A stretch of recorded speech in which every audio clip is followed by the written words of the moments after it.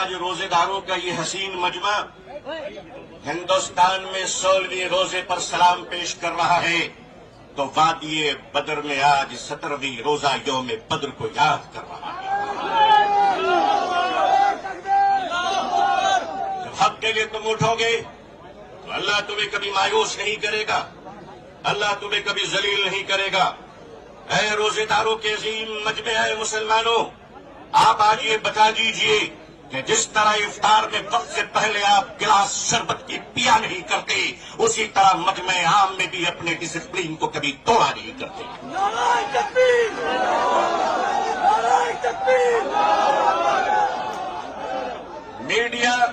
Media का काम है आपसे पूछना, आपका काम है बिल्कुल खामोश रहना।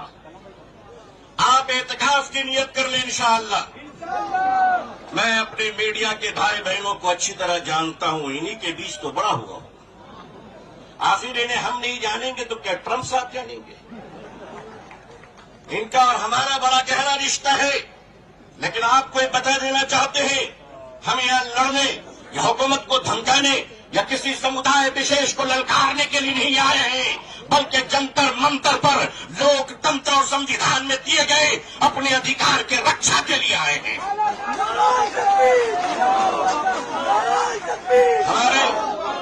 हमारे ऑनरेबल एमपीज जो दूसरे धर्म और समुदाय से ताल्लुक रखते हैं, हम उनका इस्तकबाल और स्वागत करते हैं। मैं उस देश का रहने वाला हूं, मैं भारतीय हूं और भारतीय समाज का हूं। हमने वो परिवार देखे हैं कि जिस परिवार में पत्नी शाकाहारी है और पति मांसाहारी है। एक धर्म पत्नी अपने पति के लिए अंडा गोश्त मछली बनाने के बाद स्नान करती है और खुद सब्जी बनाकर खाती है। मैं पूछता हूं इस देश से, अगर यहाँ एक शाकाहारी पत्नी मांसाहारी पति के साथ अपने जीवन को बिता सकती है, तो हिंदू और मुसलमान इस देश में साथ में क्यों नहीं रह सकते?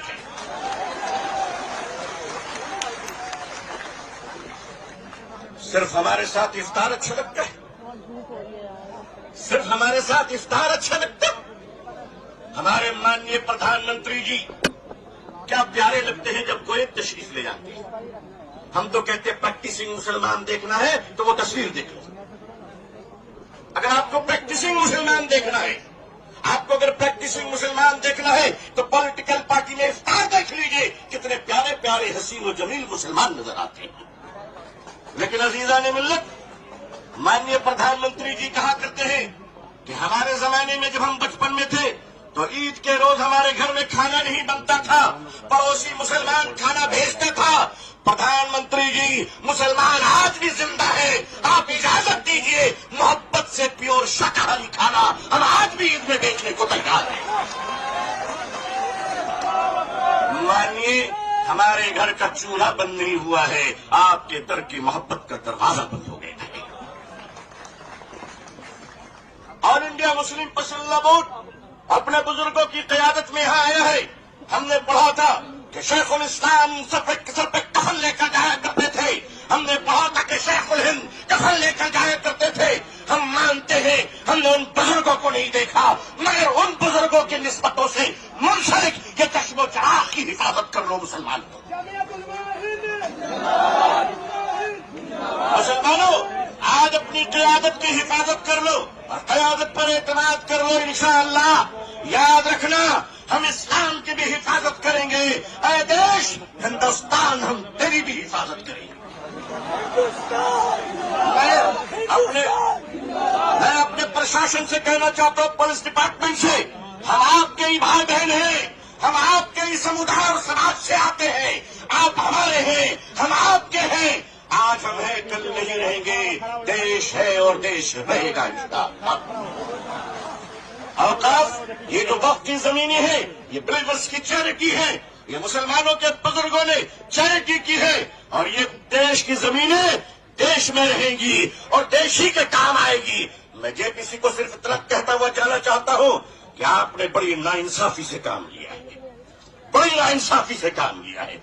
आप जिस तरह स्टेक होल्डरों को छोड़कर नॉन स्टेक होल्डरों से बात कर रहे थे, मुझे तो डर लग रहा था कि भारत के बाद शायद आप श्रीलंका जाने वाले हैं। वहां पूछने वाले हैं लोगों से कि बताओ आप नेपाल जाने वाले हैं क्यों?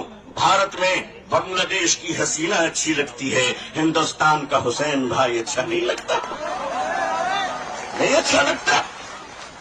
आखिर हम आपके हैं, आप हमारे हैं। आइए हम देश को एक पावरफुल शक्ति बनाएं, भारत को एक गौरवशाली देश बनाएं।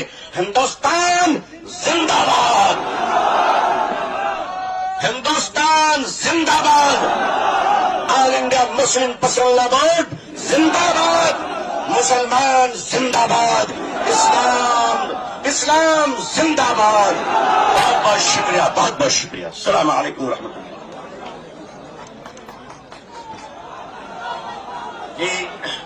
बहरहाल हम महसूस कर रहे थे कि आप लोगों को भी एक जज्बाती तकरीर की जरूरत थी, तो आपने सुना। अब मैं सीपीआई एमएल के दीपांकर भट्टाचार्य जी से गुजारिश करता हूं, जो जनरल सेक्रेटरी हैं, वो तशरीफ लाए हैं इसी प्रोग्राम के लिए। और जो उधर ऊपर चढ़ रहे हैं वो नीचे आ जाएं। आप लोग नीचे आ जाइए, ऊपर मत चढ़िए। दीपांकर भट्टाचार्य जी। शुक्रिया। आज इस सवाल को लेकर के आप सब लोग यहाँ इकट्ठे हुए हैं, ये हम सब लोगों का साझा सवाल है। इस संशोधन बिल के खिलाफ हमारी पार्टी ने भी पोजीशन लिया है और पार्लियामेंट के अंदर भी हमारे जो 2 मेंबर पार्लियामेंट हैं उन्होंने भी पोजीशन लिया है। और मुझे जानकारी है कि अपोजिशन की बहुत सारे पार्टीज ने जो इसके लिए जेपीसी बनाई गई थी उसमें भी बातें गई थी, लेकिन उनकी तमाम बातों को दरकिनार करके जिस तरह से इस देश में बुलडोजर राज चल रहा है, इस बिल को भी बुलडोज कर देने की पूरी साजिश चल रही है। इस साजिश के खिलाफ आज हम सब लोग यहाँ जमा हुए हैं। और मुझे लगता है कि इस समय ये सवाल हमने तमाम स्पीकरों को सुना और बिल्कुल ये सही बात है कि ये वक्त की जो जमीन है उसका निश्चित तौर पर सीधा जो ताल्लुकात है वो मुस्लिम कम्युनिटी से है, कलेक्टिव चैरिटी और वेलफेयर के साथ है। लेकिन ये जो सवाल है, ये सवाल इस समय सिर्फ किसी एक कम्युनिटी का सवाल नहीं है। आज हम लोग देख रहे हैं कि जो भारत में जिस फांसीवाद के दौर से हम गुजर रहे हैं, ये एक एक करके मुद्दों को चुनते हैं, एक एक तबकों को टारगेट करते हैं और सबको अलग अलग करके बांट करके अपना पूरा मकसद पूरा करता है। इसीलिए आज हमें सबको एक दूसरे के साथ खड़े होने, हर तरह के जुल्म के खिलाफ, हर तरह के नाइंसाफी के खिलाफ एक साथ खड़े होकर के प्रोटेस्ट करने की जरूरत है और अपना हक जताने की जरूरत है। मुझे लगता है इस समय 2 बड़े सवाल हैं। एक तो सवाल जमीन का है। इस देश में जमीन पर नजर है, जमीन कब्जा करने के लिए, उसको हड़पने के लिए। ये बात किसानों को अच्छी तरह से समझ में आती है।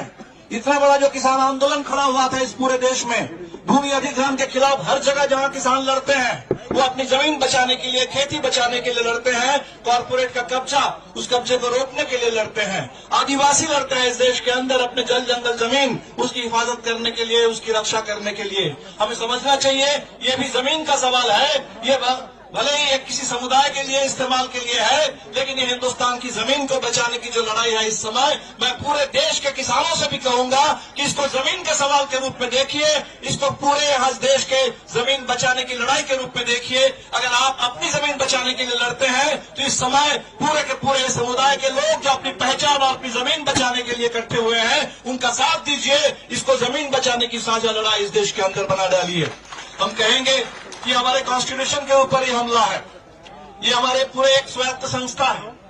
किसी भी देश के तमाम स्वायत्त संस्थाओं पर हमले हो रहे हैं, उनकी सारी स्वायत्तता छीनी जा रही है और हर जगह स्टेट की दखलंदाजी है, स्टेट का दबदबा है इस समय। अभी हमने उत्तराखंड में देखा है जहां पहला प्रयोग हुआ है यूनिफॉर्म सिविल कोड का, और वो यूनिफॉर्म सिविल कोड का जो प्रयोग हो रहा है उससे बात बिल्कुल साफ है कि बात ये करेंगे, इनको लग रहा है कि इससे हम मुसलमानों को परेशान कर देंगे, उनके हक को छीनेंगे। लेकिन परेशान कौन हो रहे हैं? इस हिंदुस्तान के हर वो सिटीजन परेशान हो रहा है जो कॉन्स्टिट्यूशन के हिसाब से अपनी जिंदगी जीना चाहते हैं। कॉन्स्टिट्यूशन में हमें जितनी आजादी मिली है, वो रिलीजियस फ्रीडम भी है, वो अपने बारे में, जीवन के बारे में फैसला करने का भी है, वो प्यार की भी आजादी है। और आज हम देख रहे हैं कि वहां रजिस्ट्रेशन के नाम पर पूरे टोटल जो एक इंडिविजुअल की लिबर्टी है, लोगों की प्राइवेट जिंदगी है, उसमें अभी पूरे सरकार की ओर से दखल देने की साजिश चल रही है। अभी इनकम टैक्स के मामले में आप देख लीजिए, इनकम टैक्स रिटर्न के मामले में वो कह रहे हैं कि आपके सारे नागरिकों के ईमेल से लेकर के आपके तमाम जो निजी चीजें हैं उस पर दखल देने की सरकार की कोशिश है। तो एक जगह हम सरकार को अगर मौका दे देंगे दखल देने के लिए, दखल अंदाजी करने के लिए, तो हर जगह घुसते चले जाएंगे और हर जगह घुस करके हमारी पूरी स्वायत्तता, इंडिविजुअल लिबर्टी, एक कम्युनिटी के अपने कलेक्टिव पहचान, उसकी आइडेंटिटी लिबर्टी, उसको खत्म करने पर ये आगे बढ़ जाएंगे। और इसीलिए हम तमाम लोगों से जो अपने अपने आइडेंटिटी बचाने के लिए, अपने अपने ऑटोनॉमी बचाने के लिए, अपने अपने कॉन्स्टिट्यूशनल स्टेटस और राइट्स को बचाने के लिए लोग लड़ रहे हैं, हम सबों से कहेंगे कि प्लीज इस सवाल को मुस्लिम सवाल मत समझिए। हमने देखा इस देश में जो सिटीजनशिप अमेंडमेंट एक्ट आया, उसको पहले शुरू में लोगों ने यही सोचा था कि शायद ये कम्युनिटी का कोई सवाल है, एक कम्युनिटी को नीचा दिखाने के लिए, एक कम्युनिटी को अलग करने के लिए किया गया। लेकिन आज ये बात इस मुल्क को समझ में आ रही है कि ये पूरे कॉन्स्टिट्यूशन के ऊपर हमला था और इसीलिए वो शाहीन बाग से जो आंदोलन शुरू हुआ था कॉन्स्टिट्यूशन को लेकर के, अपने प्रियम्बल को इस समय पूरे आजादी के घोषणा पत्र बना करके तिरंगे झंडे के साथ, इस बार हमने देखा कि आज पूरे देश में आरक्षण बचाने के लिए भी बिल्कुल उसी तरह से लोग लड़ रहे हैं कॉन्स्टिट्यूशन की हिफाजत करने के लिए। और इसीलिए बड़ी एकता की जरूरत है। हम निश्चित तौर पर आप लोगों के साथ हैं और आपने जो कहा है कि एक शुरुआत है, आगे और लड़ाई है, ये लड़ाई है, इस पूरे लड़ाई के हर कदम पर आपके साथ रहेंगे क्योंकि कॉन्स्टिट्यूशन का सवाल है, ये देश में इंसाफ का सवाल है, इस देश की साझी विरासत गंगा जमुनी तहजीब उसका सवाल है, ये हिंदुस्तान की एकता का सवाल है, ये इस देश मुल्क के आगे बढ़ने के रास्ते का सवाल है। और इसीलिए आप लोगों को आज हमें बुलाया है, आपके लिए, इसके लिए मैं शुक्रिया अदा करता हूं। और इतनी बड़ी तादाद में आप लोग यहाँ जुटे हैं, आप सब लोग इस समय ये चाह रहे हैं कि लोग डर जाएं, ये डर का ही निजाम है, फांसीवाद और कुछ नहीं होता है, लोगों को डराने का निजाम है। हम किसी को डरना नहीं है इस देश के अंदर, इस हम सच के साथ है, संविधान के साथ है, एक दूसरे के साथ रहेंगे और डर के खिलाफ बिल्कुल अपने आवाज को बुलंद करते रहेंगे। खामोशी नहीं, आवाज बुलंद करने की जरूरत है, डर नहीं, इस समय साहस की जरूरत है, इस समय हम एकता की जरूरत है। हम सब लोग साथ हैं, लड़ेंगे, जीतेंगे।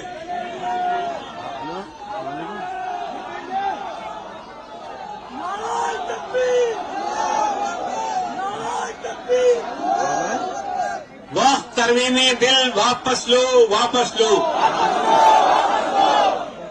अभी भट्टाचार्य जी ने एक नारा दिया था, लड़ेंगे जीतेंगे। मैं कहता हूं लड़ेंगे, आप कहिए जीतेंगे। लड़ेंगे लड़ेंगे।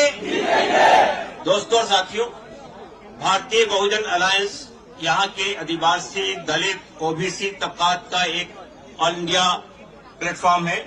उसके बहुत ही अहम लीडर बेलाराम जी राजस्थान से इसी प्रोग्राम के लिए शिरकत करने के लिए आए हैं।